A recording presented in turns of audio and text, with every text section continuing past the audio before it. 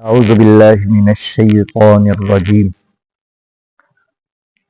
بسم اللہ الرحمن الرحیم وَإِذَا حُشِرَ النَّاسُ اور جب جمع کیے جائیں گے لوگ حشر کے دن كَانُوا لَهُمْ أَعْدَاءً تو وہ معبود ان کے دشمن ہوں گے وَكَانُوا بِعِبَادَتِهِمْ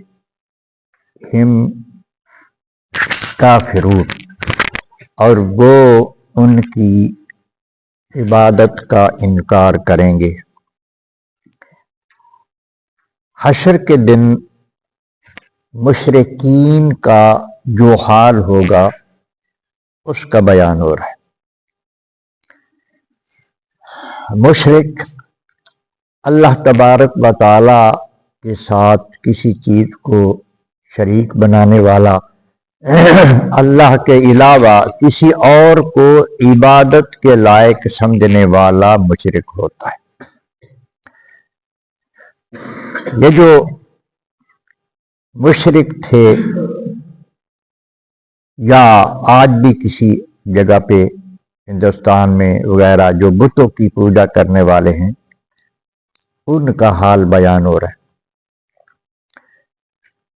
جس کی عبادت کی جائے، جس کو عبادت کے لائق سمجھا جائے، اس کو عربی میں معبود کہتے ہیں، اور جو عبادت کرنے والا ہوتا ہے وہ اس کو عابد کہا جاتا ہے۔ عبادت جو کی جاتی ہے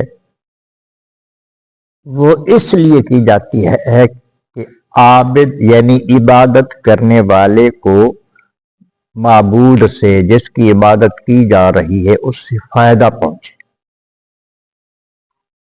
ہم وحدہ لا شریک اللہ کی عبادت کرتے ہیں تو دنیا میں بھی اس عبادت کا فائدہ پہنچتا ہے، اس کی برکات ہوتی ہیں۔ روزی تو اللہ تبارک و تعالی اس نے سب کو تخلیق فرمایا ہے، سب کو اس نے پیدا کیا ہے، روزی تو وہ سب کو دیتا ہے، لیکن خاص اس کی رحمت کے، اس کی صفات کے جو خاص فائدے ہیں وہ دنیا میں بھی مسلمانوں کو ہی ملتے ہیں، اور آخرت جو ہے وہ صرف مسلمان کے لیے آخری فائدے۔ تو عبادت جس کی جاتی ہے وہ اپنے عبد کو فائدہ پہنچاتا ہے۔ ہمارا فائدہ ہمارا معبود یہ فرمائے گا کہ وہ ہمیں بخش دے گا، ہماری خطاؤں کو معاف کر دے گا، وہ ہمیں جہنم سے بچا لے گا اور جنت عطا کرے گا۔ لیکن یہ جو مشرکین ہیں جنہوں نے بتوں کو اپنا معبود بنا لیا، اللہ کے علاوہ جن کی بھی انہوں نے عبادت کی، اب یہ جو بھی ہے اللہ کے علاوہ وہ ساری مخلوق ہے، اس کو اللہ تبارک و تعالیٰ نے پیدا فرمایا ہے۔ اللہ کے ساتھ جو بندہ بے انصافی کرتا ہے وہ حشر میں اللہ کی مخلوق سے کوئی فائدہ نہیں اٹھا سکے گا۔ عبادت تو وہ مشرک بھی اس لیے کرتے تھے کہ یہ بت ہمیں چھڑا لیں گے دوزخ سے، بچا لیں گے، وہ ان کا بھی یہی عقیدہ تھا کہ یہ ہمیں دوزخ سے بچا لیں گے۔ تو یہ ہو نہیں سکتا کہ دنیا میں اللہ کی نافرمانی کر کے اگر کسی اور کی کوئی عبادت کرتا ہے تو اس سے وہ فائدہ اٹھا لے، ایسا بالکل ہو نہیں سکتا۔ اسی بات کو واضح کیا جا رہا ہے اس آیت کریمہ میں۔ اللہ پاک ارشاد فرماتا ہے کہ جب حشر برپا ہوگا تو یہ جو مشرک ہیں جن بتوں کی یہ عبادت کرتے تھے، یہی بت ان کے دشمن بن جائیں، ان کے خلاف گواہیاں دیں گے کہ یہ جھوٹے ہیں، یہ لوگ غلط ہیں، ہم نے نہیں کہا تھا کہ ہماری عبادت کی جائے۔ اللہ پاک ان کو بولنے کا ملکہ دے دے گا۔ یہ ذہن میں خیال آ سکتا ہے کہ بت تو پتھر کے ہیں، بے جان ہیں، وہ کیسے بولیں گے؟ تو یہ جو چیزیں بے جان ہیں نا، یہ جہاں آپ نماز پڑھتے ہیں نا، یہ زمین گواہی دے گی کہ یا اللہ میرے اوپر اس نے نماز پڑھی۔ حدیث پاک میں آتا ہے، یہ مؤذن جو اذان کہتا ہے نا، تو جہاں جہاں تک اس کی آواز جاتی ہے، وہاں کی زمین، وہاں کے پتھر، وہاں کے درخت یہ کہیں گے کہ یا اللہ اس کی آواز ہم نے سنی تھی، ہم اس کی گواہی دیں۔ تو یہ چیزیں جو مومن ہے اس کے حق میں گواہی دیں گی، اور جو مشرک ہے اس کے خلاف گواہیاں ہوں گی۔ اللہ اکبر۔ اس کے بعد اللہ پاک نے ارشاد فرمایا، وَإِذَا تُتْلَىٰ عَلَيْهِمْ آيَاتُنَا بَيِّنَاتٍ، اور جب پڑھی جاتی تھی ان کے سامنے ہماری آیتیں جو بالکل روشن ہیں۔ اللہ تبارک و تعالیٰ کی جو آیات ہیں یہ حق اور باطل کے درمیان، نیکی اور بدی کے درمیان، سچ اور جھوٹ کے درمیان اس طرح فرق کر دیتی ہیں گویا کہ کسی قسم کا شک و شبہ نہیں رہتا، روز روشن کی طرح ہر چیز کو واضح کر دیتی ہیں۔ اس کے باوجود بھی کفار کو ان آیتوں کی سمجھ نہ آئی، اور مسلمان بھی بہت سارے غافل رہتے ہیں اللہ تبارک و تعالیٰ کی آیات سے۔ اگر غفلت نہ ہو تو پھر آیتوں کے مطابق بندہ اپنی زندگی بنا لینا، جو اللہ تبارک و تعالیٰ کے احکام ان آیات میں بیان ہوئے ہیں ان کے مطابق اپنی زندگی بنا لیں۔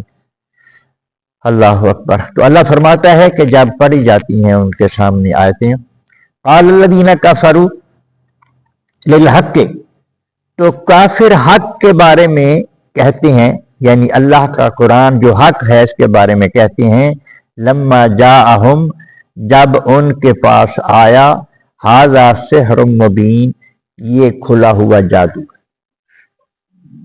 قرآن مجید کو بھی، یعنی قرآن مجید کی تاثیر کو دیکھ کر، قرآن مجید کی تاثیر کو دیکھ کر اس کو کھلا ہوا جادو کہہ دیتے ہیں، یا پھر نبی کریم علیہ الصلوۃ والسلام سے معجزات کا مطالبہ بھی کرتے تھے۔ جب آپ معجزات دکھاتے تھے تو اس وقت بھی کہہ دیتے تھے کہ یہ جادو ہے، یہ ان کی بد نصیبی۔ ام یقولون افتراہ، کیا وہ یہ کہتے ہیں کہ نبی کریم علیہ، یا وہ یہ کہتے ہیں کہ نبی کریم علیہ الصلوۃ والسلام نے خود گھڑ لیا ہے؟ بولو، آپ فرما دیں اے نبی کریم علیہ الصلوۃ والسلام، ان افتریتہ فلا تملکون لی من اللہ شیئا، اگر میں نے خود اس کو گڑا ہے تو تم ملکیت نہیں رکھتے اس بات میں کہ اللہ کے مقابلے میں مجھے اللہ سے چھڑا سکو۔ وَأَعْلَمُ بِمَا تُفِيضُونَ فِيهِ، وہ خوب جانتا ہے جن باتوں میں تم مشغول ہو۔ نبی کریم علیہ الصلوۃ والسلام پر ایک یہ تہمت بھی لگاتے تھے کہ یہ جو کلام آپ سناتے ہیں ہم نہیں مانتے کہ یہ اللہ نازل فرماتا ہے، بلکہ یہ آپ خود بنا لیتے ہیں، آپ گھڑ لیتے ہیں۔ یہ نبی کریم علیہ الصلوۃ والسلام پر تہمت لگاتے تھے۔ حضور کے لیے یہ بات بڑی اذیت ناک تھی۔ نبی کریم علیہ السلام جو سچائیوں کا سر چشمہ اور منبع ہے، اس کی نسبت جھوٹ کرنا یہ بہت بڑی تکلیف دہ چیز ہے۔ نبی کریم علیہ الصلوۃ والسلام کو اللہ تبارک و تعالیٰ خود جواب سکھا رہا ہے کہ محبوب ان سے کہو، اگر میں خود گھڑتا ہوں تمہارے بقول، تو اپنی بات خود گھڑ کر اللہ کی طرف منسوب کرنا یہ تو بہت بڑا جرم ہے، یہ تو بہت بڑا جرم ہے۔ اور یہ بھی میں تمہیں بتاتا ہوں کہ جو مجرم ہوتا ہے وہ سزا کا مستحق ہوتا ہے۔ اللہ کا جو جرم کرتا ہے اللہ پاک اسے سخت سزا دے گا۔